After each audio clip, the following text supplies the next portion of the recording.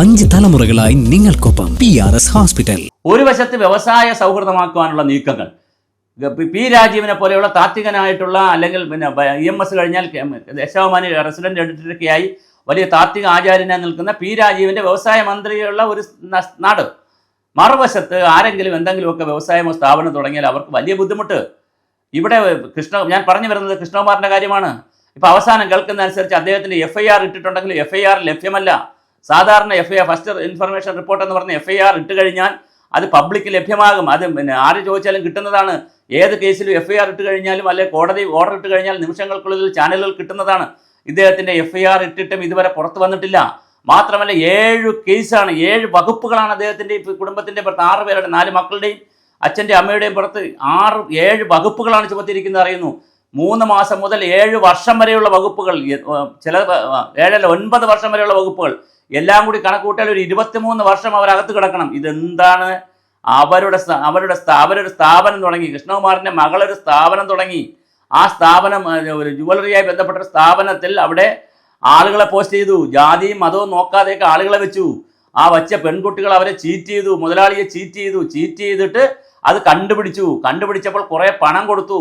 അതിൻ്റെ ഭാഗമായി അങ്ങോട്ടും ഇങ്ങോട്ടും വാക്ക് തർക്കം നടന്നു. സ്വാഭാവികമായിട്ട് പണം നഷ്ടപ്പെട്ടാൽ ആരായാലും ചൂടാവുന്ന കൂടുതൽ ചിലപ്പോൾ ജാതി പറഞ്ഞെന്നിരിക്കും, ചിലപ്പോൾ ബഹളമുണ്ട്, അതൊക്കെ വന്നെന്നിരിക്കും. അതൊരു വൈകാരികമായി നടക്കുന്ന ഒരു പ്രകടനമാണ്. അല്ലാതെ ജാതി കൃത്യമായി നോക്കുന്ന ആളാണെങ്കിൽ തീർച്ചയായിട്ടും അവിടെ ജാതി നോക്കിയല്ലേ ആളെ വെക്കുകയുള്ളൂ.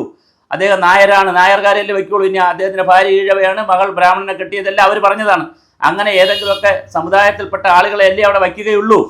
പക്ഷേ പുതിയ ആളുകൾ, ഈ ഏത് സമുദായം നോക്കാതെ മത്സ്യത്തൊഴിലാളി വിഭാഗത്തിലുള്ള ആളുകളെ വരെ അവിടെ വച്ചിട്ടുണ്ടെങ്കിൽ ജാതി നോക്കാതെ കൃഷ്ണകുമാറും ഫാമിലി അത് ചെയ്തതല്ലേ? അതിപ്പോൾ കുറ്റമായോ അവർക്ക്?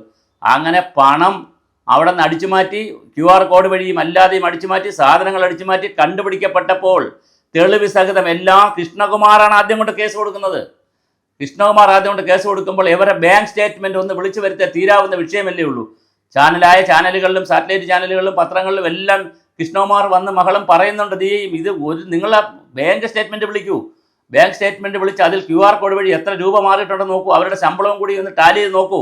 അത് നടക്കുന്നില്ല എന്ന് പറയുന്നത്. അപ്പോൾ ആരൊക്കെയോ ഇതിൻ്റെ പിന്നിലുണ്ട്. അത് BJP ആണോ, അതോ മറ്റ് മുതലാളിമാരാണോ, അതോ മറ്റേതെങ്കിലും ശക്തികളാണോ? ആരാണ് ഇത് പോലീസിനെ ഇത്രയും സമ്മർദ്ദപ്പെടുത്തുന്നത്, അല്ലെങ്കിൽ പോലീസിൻ്റെ പിറകിൽ നിന്ന് ഈ ചരടുകൾ വലിക്കുന്നത്? ആരോ ഉണ്ട്, അല്ലെങ്കിൽ ഇങ്ങനെയൊന്നും സംഭവിക്കാൻ സാധ്യതയില്ല. എന്തായാലും 10-65 ലക്ഷം രൂപ, 10-66 ലക്ഷം രൂപ കയ്യിൽ നിന്ന് പോയ ഒരു ഫാമിലി അവസാനം അപഹാസ്യതരായി അവർ ജാതി പറഞ്ഞെന്നും മതം പറഞ്ഞെന്നും അവർ തട്ടിക്കൊണ്ടുപോയെന്നും അവർ കുഴപ്പം കാണിച്ചു എന്ന് പറഞ്ഞ് അവരിപ്പോൾ പ്രതിയായി നിൽക്കുകയാണ്. വാദി പ്രതിയാവുന്ന ലോകത്താണ് നമ്മൾ താമസിക്കുന്നത്. എങ്ങനെയാണ് ഇവിടെ വ്യവസായം ഉണ്ടാവുക? എങ്ങനെയാണ് പുതിയ സ്ഥാപനങ്ങൾ വരിക? അടിയന്തരമായി മുഖ്യമന്ത്രിയുടെ ഓഫീസിൽ നിന്ന് ചില ഇടപെടലുകൾ പോസിറ്റീവായി ഉണ്ടായെന്ന് കൃഷ്ണകുമാർ പറഞ്ഞു. അതിന് നന്ദിയൊക്കെ പറയുന്നു. BJP-കാരനായ കൃഷ്ണകുമാർ CPM-ൻ്റെ മുഖ്യമന്ത്രിയെയും ആഭ്യന്തരമന്ത്രിയെയും നന്ദി പറയുന്നത് നമ്മൾ കേട്ടതാണ്. പക്ഷേ എങ്കിലും വീണ്ടും ആശങ്കകളാണ് പുറത്തു വരുന്നത്. തീർച്ചയായിട്ടും 7 വകുപ്പുകൾ ഉൾപ്പെടുത്തി 23 വർഷത്തോളം ജയിലിൽ കിടക്കാവുന്ന രീതിയിലേക്കുള്ള തെറ്റ് എന്താണ് ചെയ്തത് കൃഷ്ണകുമാർ? ജോലി കൊടുത്തതോ, അതോ പൈസ തിരിച്ച് ചോദിച്ചതോ, പൈസ വാങ്ങാൻ വീട്ടിൽ വിളിച്ച് വരുത്തിയതോ, അതിൻ്റെ ഭാഗമായി അങ്ങോട്ടും ഇങ്ങോട്ടും സംസാരിച്ചപ്പോൾ ചൂടായതോ? എവിടെയാണ് കൃഷ്ണകുമാറിന് പഴച്ചത്? എന്താണ് ഈ രാജ്യത്ത് സംഭവിക്കുന്നത്? തീർച്ചയായും ഇതൊക്കെ വളരെ ഗൗരവതരമായി ചർച്ച ചെയ്യപ്പെടണം. എന്തെന്നാൽ ഇനിയും ഒരുപാട് ആളുകളുടെ വ്യവസായവും ബിസിനസ്സും ഒക്കെ ചെയ്യാൻ വരാനുണ്ട്. അവർക്കെങ്കിലും ഇവിടെ സ്വസ്ഥമായി കാര്യങ്ങൾ ചെയ്യണ്ടേ?